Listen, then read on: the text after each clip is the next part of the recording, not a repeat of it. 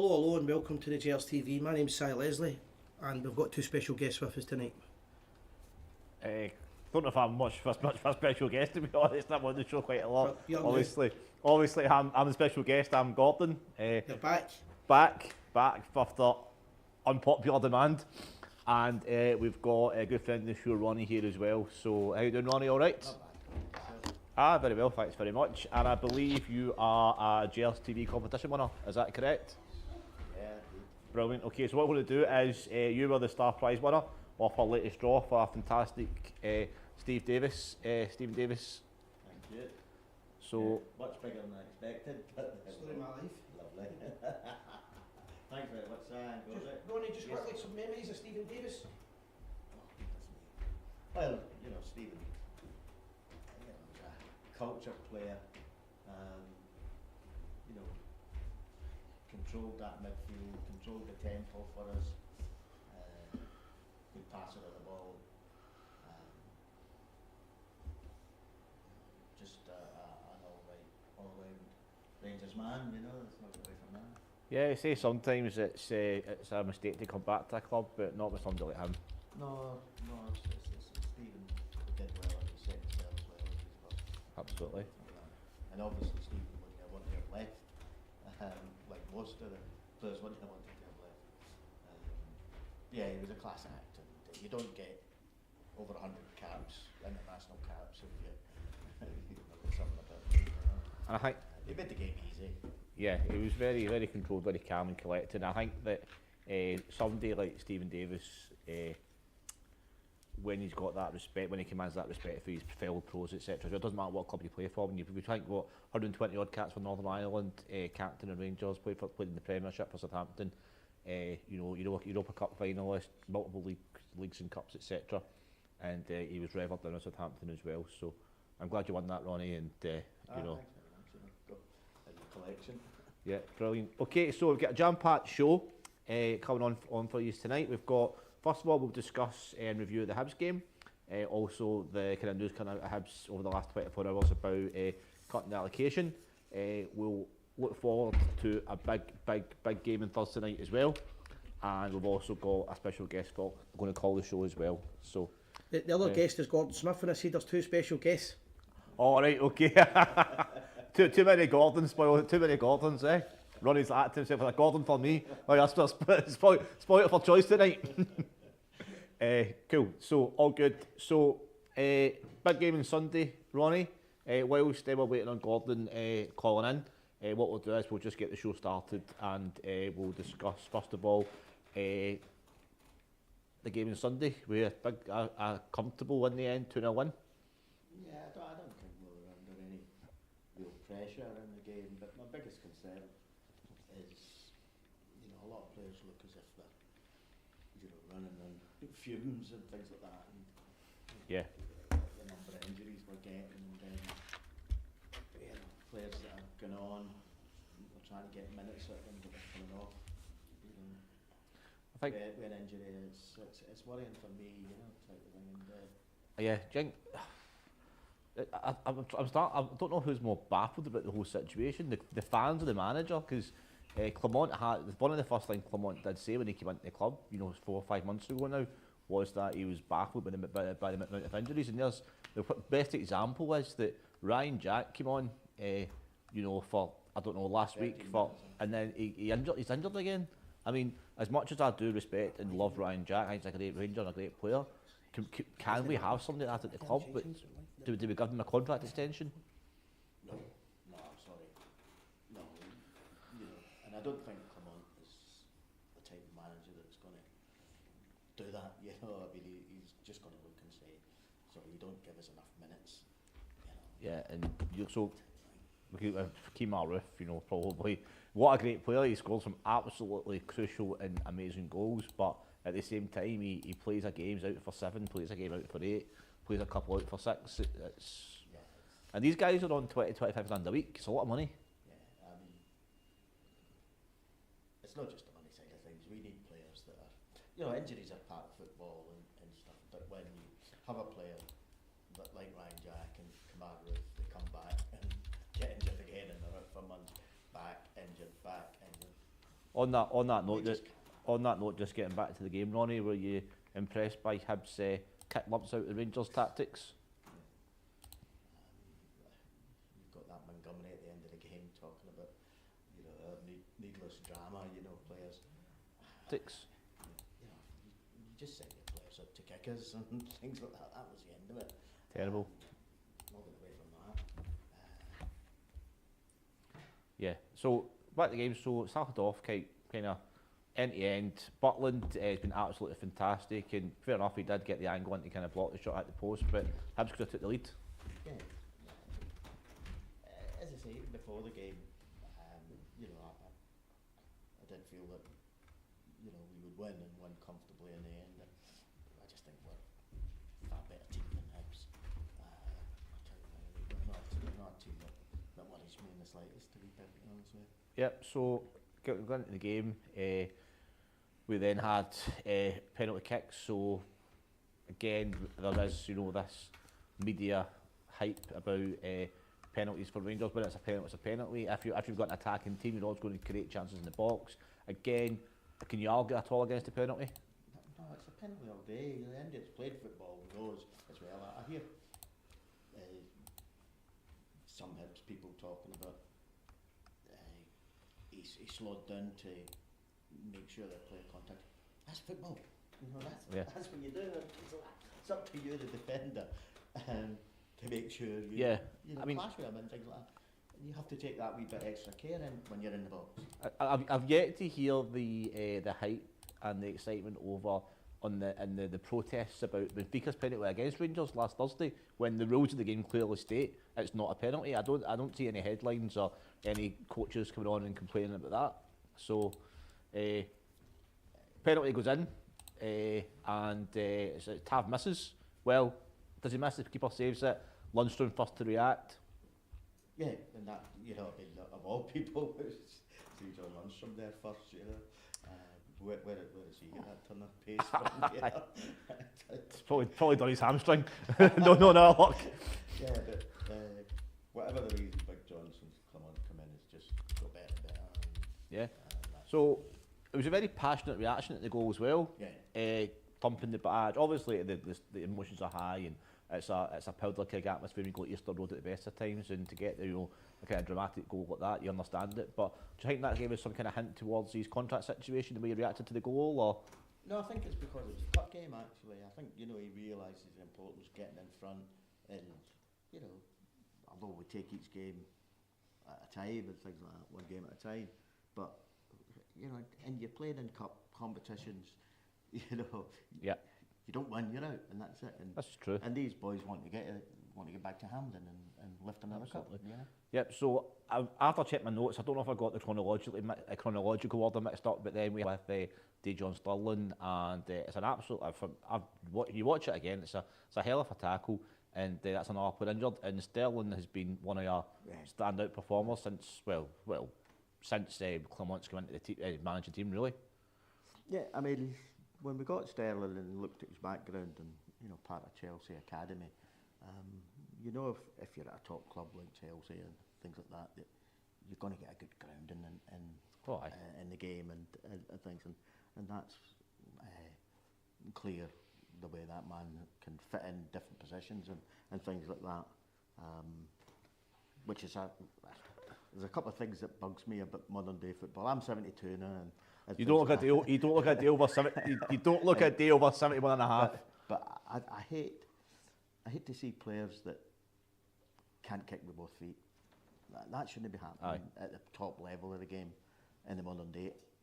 The only concession I give to that is if you've got a wand like Jim Baxter's left peg or Davy Cooper. There's always exceptions, isn't there? There's always exceptions. That's fine. There are always exceptions, but for other players, I would expect if you've risen to that level in the game, of course, type of thing, you should be kicking with both feet.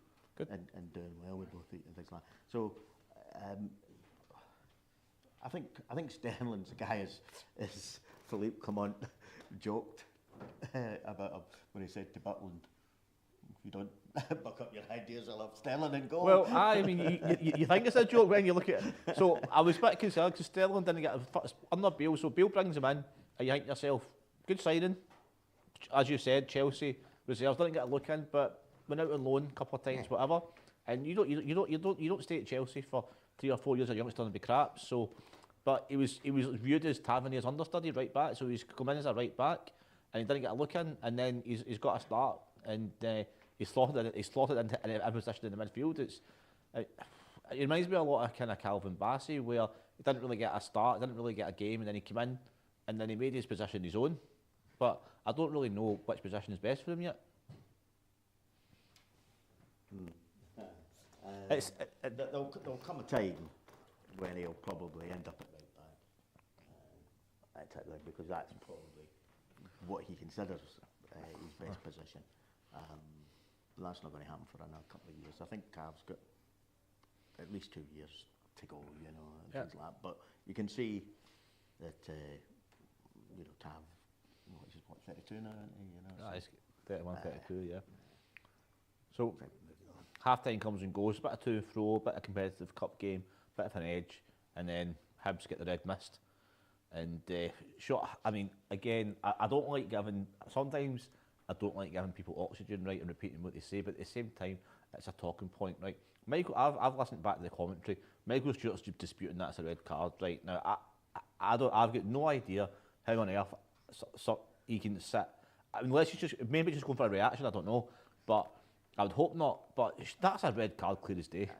All day,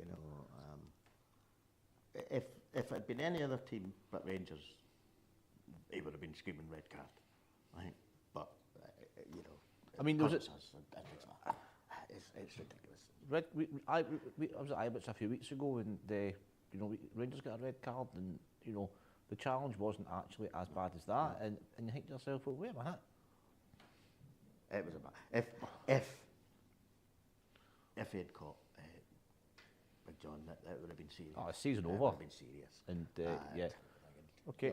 He's off the deck, both feet off the deck, studs showing, bang, end off, and there was he came in at a rate of knots, he flew in, end of it. It's red all day. Right. Right. So Guys, we're going to have Gordon Smith calling in a wee second. okay, so we're just going to finish off. We've got a wee 30 seconds or so. Right. We're just waiting for Gordon's call in. Hello, Gordon. Hello, Si. How you doing, mate? You're live on the Gers TV. I've got my friend Ronnie with us today, and I've also got Gordy. Hi, Gordon. No Hi, problem Gordon. at all. Good stuff. Another Gordon here. Aye, Gordon, before I start the talk, I'll ask you a few questions about Rangers in a minute. Just to give the convention a wee plug, you're obviously, like myself, involved with ERSA, the European Rangers Supporters Association.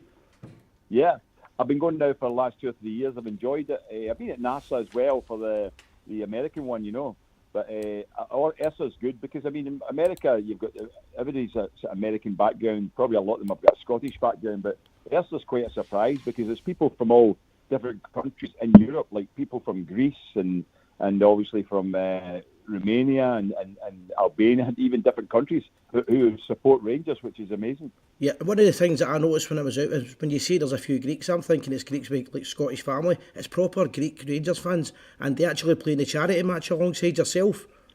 Yeah, that's right. We had a game. That's right. But as I say, to think they're out in Greece and yet they support Rangers, it's fantastic. Rather than looking to a Greek team to support, they support Rangers, and and they're right behind the club. I mean, they really are big fans. And you're obviously, when you're going over that, there's different events. You go on the boat, you go to the dinner, you go to the Blue Night. Would you urge Rangers fans that haven't been before, what would your message be to them? Yeah, I love the time. I mean, one of the good things with the weather. The only problem we had last year was we went to play golf in Rhodes, and it was the worst golf course I've ever been on in my life. God knows how they got it, but we were. And it turned out we were about the only people on it, and I realise now why, because it was so bad. I mean, even if the fairways, the greens were as bad as any fairways, the worst of fairways you get in this country, the greens were as bad as that. That's how bad the whole course was. I couldn't believe it. But other than that, everything else was very enjoyable. Good bunch of people, and we had a few good nights. We do Q&As.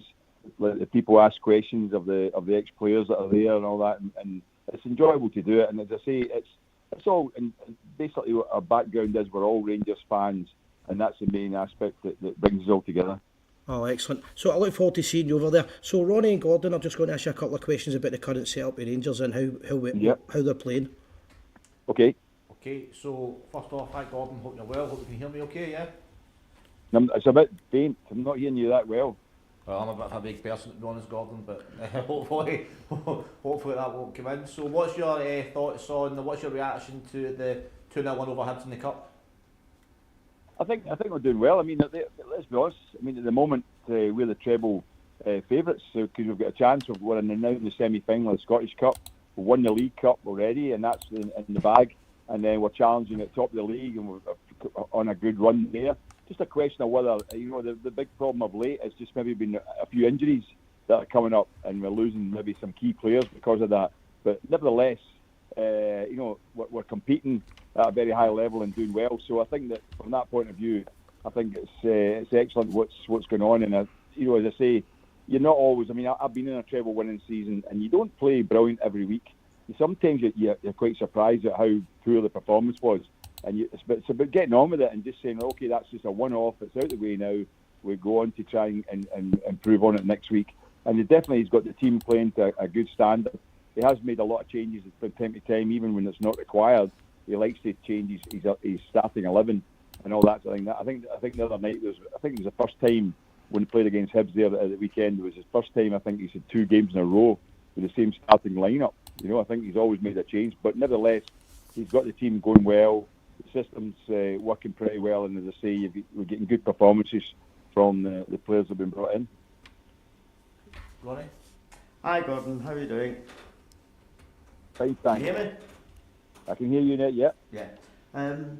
Gordon, there's a school of thought that Thursday night, if Rangers go out the Europa League, it would be the best thing for Rangers, and they can concentrate on the league and the Scottish Cup. What are your thoughts on that? There's no doubt about that. That is the scenario, that if you go out of a European competition, you can concentrate in the domestic side of things. And as I say, I don't think one way or the other. I mean, you've got to be trying to win. You want to try and go as far as you can in Europe, because Rangers have got a good record in recent years in Europe. So therefore, they want to be trying to do as well as they can. And I think they want to win this game, because that gives the whole team, the whole club a lift. The fans as well. If we've got another big European game coming up, that would be us in the last 8, wouldn't it?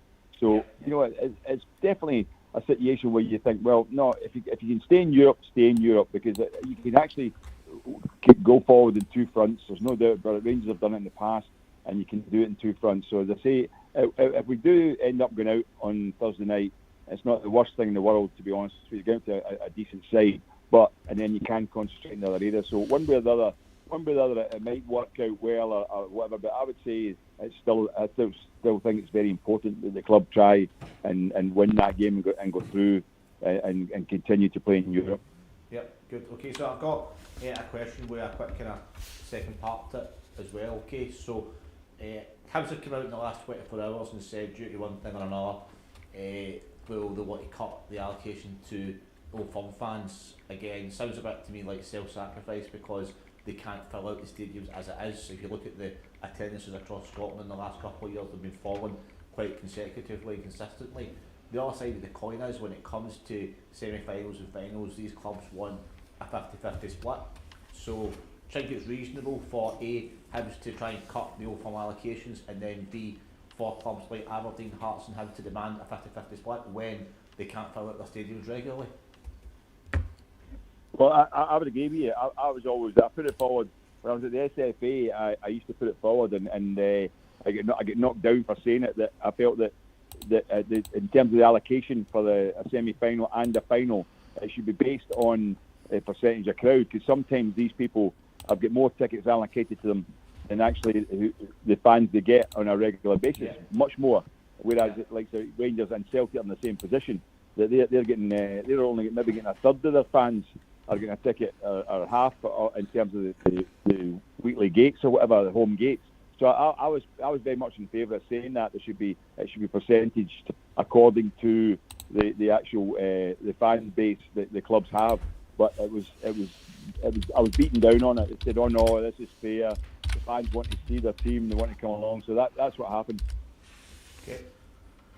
So Gordon, just on that as well, I was going to ask you a question there about the discipline at the game the other night there as well. There's been a few accusations of referees favouring Rangers and things like that, but are you in favour of the way VAR's worked out so far? I think 99% of the time they're getting it right, and I think undue pressure's been put on officials. I'm in favour of VAR, Simon. I'm totally in favour of VAR, but I think it's the operation of VAR that needs to be improved. I must be honest with you, because see, even in the scenario there where you've got the referee going to look at a screen, why does he have to go and look at the footage? Because the person who's telling him that his decision was wrong is a qualified and a current referee. Yeah. So it should go on that basis, because if the assistant referee, the linesman as we used to call him, says something about a ball being out of play or offside or whatever, he doesn't question that. He doesn't go and look at it.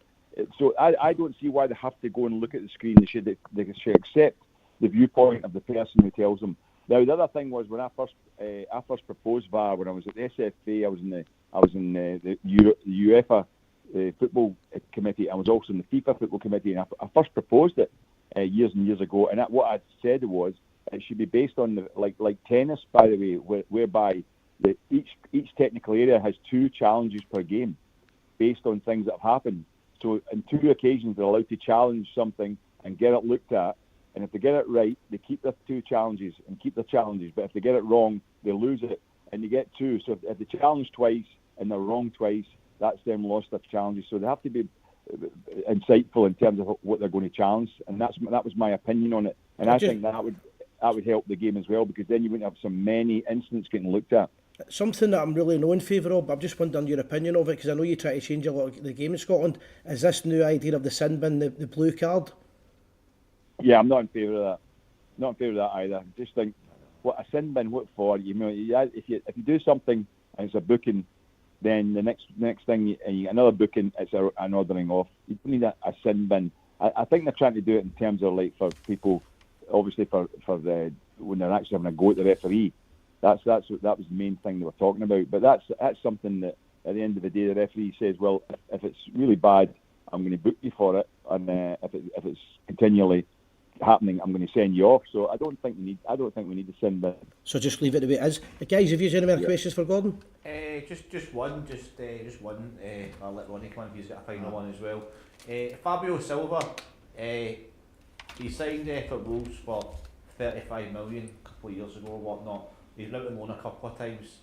I don't think he's done amazing at Rangers. He's done well, but I don't think he's hit, a £35 million mark. But he says he wants to stay at Rangers. Given your background with, being chief executive and been on the board, etc., is there any way at all that Rangers could maybe structure a deal for something like Fabio Silva, or is that a pipe dream? Well, it just depends. Obviously, what happens a lot of the times is the fact that, I mean, you should do it. You should do a deal in advance. That's one of the things that I've seen clubs make a mistake with. Even Rangers and Celtic have done it. They bring in a player on loan, but they don't do an advance deal. Now, what happens is if the player does really well, then the club he's on loan from are going to ask for a lot more money because they know that you're really wanting them. So you should do the deal in advance based on how he does. So what you say is, right, okay, we'll pay $5 million if he comes in and we like him. We'll pay $5 million. And the club agrees to that. Now, if you don't like him, you're saving money. It's not going to cost you anything. So you should always have done your deal in advance. I think he's a decent player. I still think he can improve a bit. It's like Dessers to a degree. There's certain aspects to his game that have to be better. I mean, the thing about Dessers, for example, is that he's one of these strikers. I've seen lots of them over the years. They're actually they're a goal scorer rather than a finisher. When he gets simple chances, at times he doesn't take them. And yet he scores great goals. He scores unbelievable goals. Yeah. So that's the major thing about it. He'll get goals, but not the easy chances. He misses too many of them. Now I think that Silva has got something to offer. I think that he can come in there and he got a good goal against Hibs at the weekend. I like that goal. So that shows you the kind of quality he's got, and he might actually get a few games under his belt, get a bit of confidence, and enjoy playing and fit into the team well. So I think that he's a good signing at the moment, but I don't know how they would manage to get him if they go. Because if Wolves have paid that amount of money for him, then they're going to be looking for a big return on it, aren't they? Yeah, fair enough. Thank you. Gordon, just before I finish, just want to thank you very much, and I look forward to seeing you obviously in Tenerife next year. Just like one last thing, you've got a lot of connections in football with Rangers and UEFA, so it's just a simple one. How many tickets spare can you get for the final in Dublin?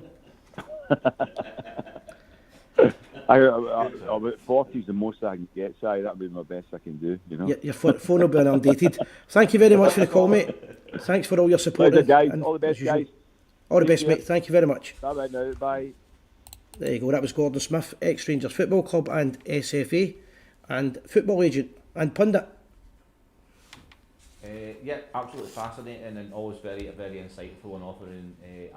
You know, he's a Rangers. He's scored a hell of a lot of goals for Rangers. Played at the very top for Rangers. Bit of a Rangers icon, been involved with his executive and whatnot as well, and high up in the SFA. So to have somebody answering your questions like that is fantastic. So brilliant. Yeah, class act, Gordon. When he played for us, definitely. And a gentleman anytime I've ever met him. That's the great thing about Gordon Smith. That's very true. He's an absolute gentleman as well, and he always talks with his brain and talks with passion as well. So absolutely great. So I'm sorry, I'm just a little bit off here because we're not moving on this screen, so it's kind of that's fine. No, me and Ronnie are kind of frozen in. Oh, that's better. me and Ronnie were a bit frozen in time. We're starting to get a bit freaked out there a little bit. That's good. No, so just finishing off then. So as Gordon Smith says to us, Fabio Silva scores the goal 2-0, and that's game over and semi-final against Hearts. So guys, just quickly, if anybody wants to give us a quick phone call, the number is 01. Forgot my microphone on. Guys, if anybody wants to give us a wee quick call, it's 0141 319 5230. It's local rates, and all you need to do is leave your last 3 digits on the chat first, so we know who you are. So, any other topics? Yep, so we'll talk briefly about the semi-final draw. Simon, I did a wee kind of 10-minute show last night, just previewing it, but what do you reckon? Would you rather have had the Old Firm semi-final, or do you think it's a end of season kind of curtain raiser to have an Old Firm final if we get through? Well, the draw came out exactly as I had predicted to a friend of mine in Kent. I'd sent him a WhatsApp message that just after 4:30. Don't get involved in that WhatsApp, because if there's any inquiries, you'll be asked for the messages. And I said that, you know, because he was asking what time's the drawn, and I explained to him, and then I said that's how it's going to end up. Yeah. Type of thing. So, yeah, you know, it's probably a draw I wanted. You know, obviously it's a draw I wanted. I would have predicted it that way. Simon was asking me last night. He's like, that's now. So there's Celtic, Aberdeen, Hearts, and Rangers in the draw. Simon asked me, so that's Celtic and Aberdeen got each other. Who do you think we'll get? So that's. I don't know. You know, a lot depends if Aberdeen get a new manager in before the semi-final and who that is. I won't mention the guy's name, but when he was manager of Hibs, he gave that other team some good games. Oh yeah, I think he's ruled himself out, to be perfectly honest. But I thought you're talking about the Celtic player, are you? Yeah. Neil Lennon. I've not heard. I think busy today, so I've not. Well, I think he was like with it, but as far as I knew, he was well, like he just said at the weekend. He threw his hat in the ring at the Oh weekend. right, I must have misheard that. I thought he took his hat out the ring at the weekend. No, but the trouble was, he said he would have been interested before Warnock was put in. Ah, right, But he okay. was involved. He was still waiting on a decision on the Republic Island job. That's right, yeah. And that held things up, and of course, things have moved on. So I know he's definitely interested. Yeah. You know, if he got the job, I think he would go to Hampton and give them a right good game, because he did it with Hibs when he was with Hibs. He gave Celtic right good games and things like that. So you know, whether Aberdeen are good enough, but I don't watch the other side that often, so I couldn't tell you how bad they are at the moment. But what I read from what I'm told is that you know they're hopeless at the moment. So. Yeah, it's a very, very strange situation, and you know, so it's just, you just look at it. Part of it makes you cringe, part of it makes you laugh. Really, it's hard to know what to feel sometimes looking at that. We were the club earlier in the season. I was in turmoil, you know, we didn't know where we were going with Bale, and I don't know if Bale knew where he was going either.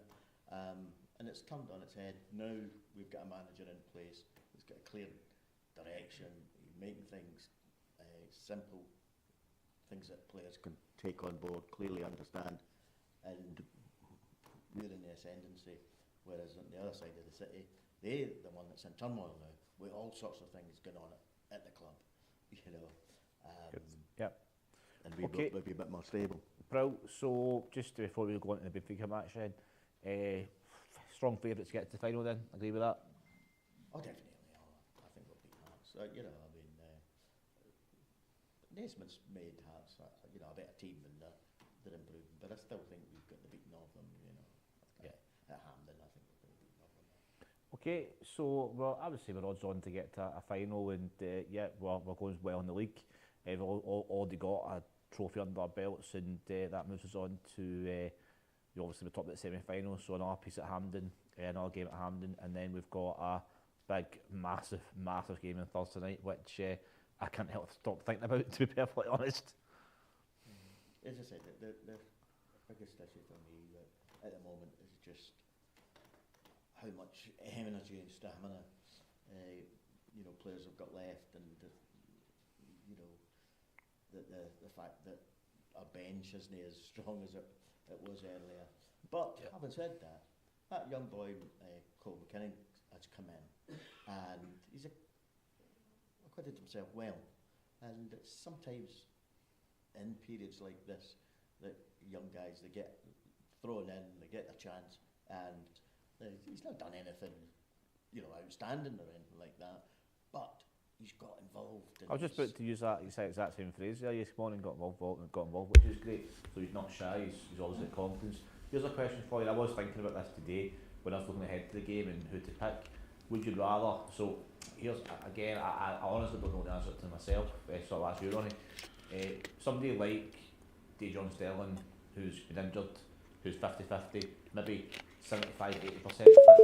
Do you want an 75-80% fit John Sterling in the team, or do you want 100% Cole McKinnon in the team?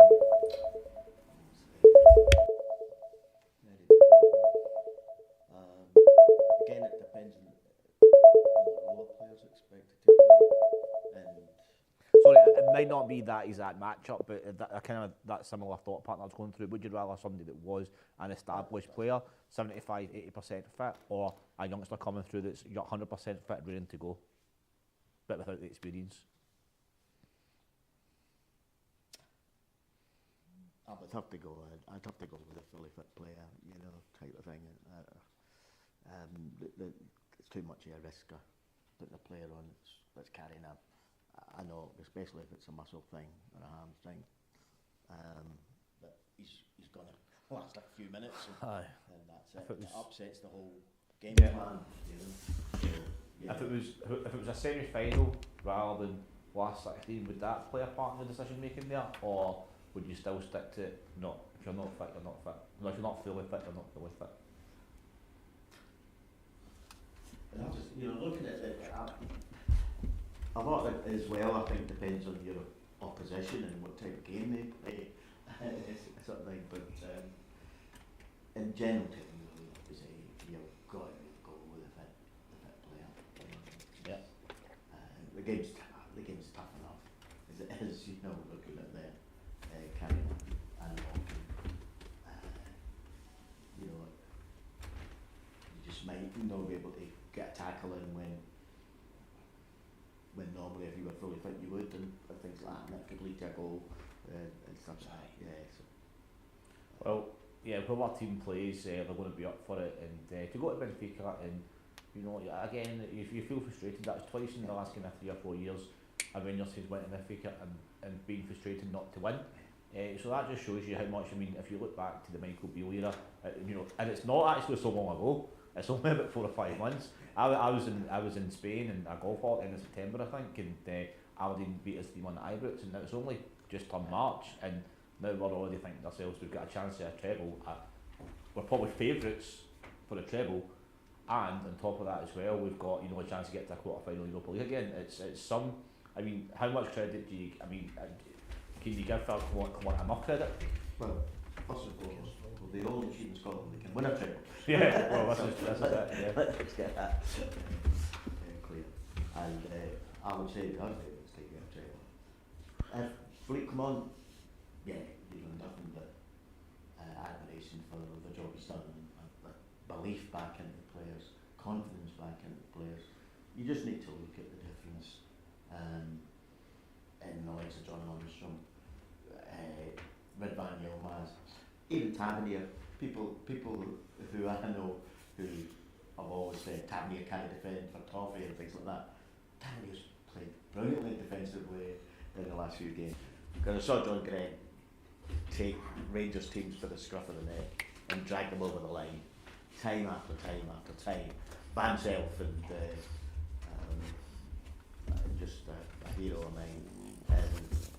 Yeah, probably need to come in briefly with the icon and legend chat. Well, I would say like there's different words I would use. There's, in my opinion, there's icons, and in my opinion, there's legends.